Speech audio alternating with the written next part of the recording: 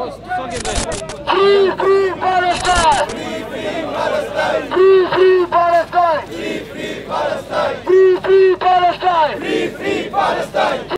Hizi ndizo sauti zilizovuma katikati mwa jiji la Mombasa leo hii tarehe 8 mwezi wa Novemba kuanzia mida ya saa 2 asubuhi.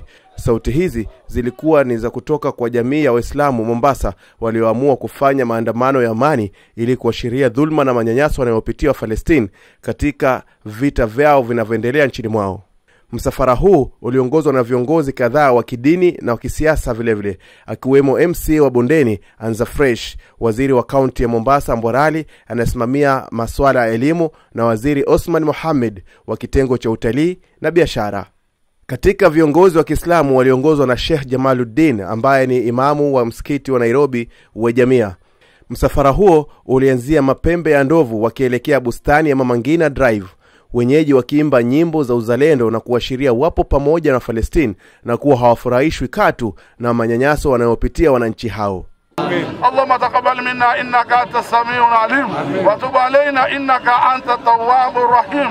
اللهم ألف بين قلوبنا، اللهم ألف بين قلوبنا، اللهم ألف بين قلوبنا.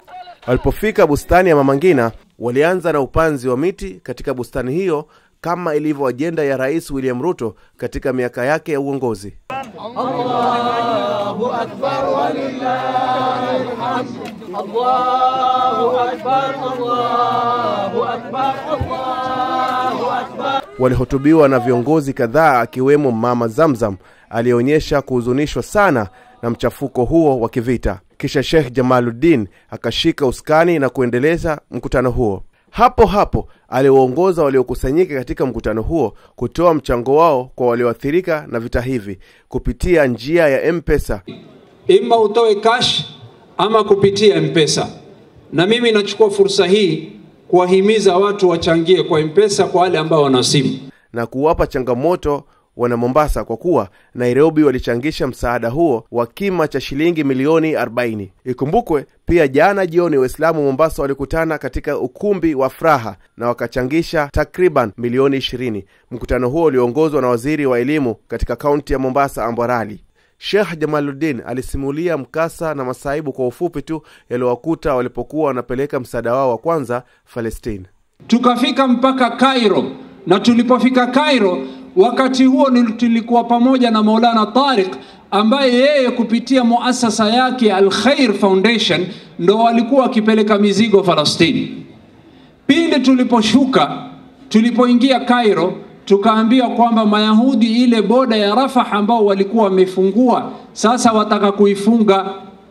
Ikabidi saa hiyo tuweke mizigo yetu twende tukaangalia mustauda, yani sehemu ambapo magodown, mahali ambapo walikuwa wakipack vyakula na wakipack toiletries.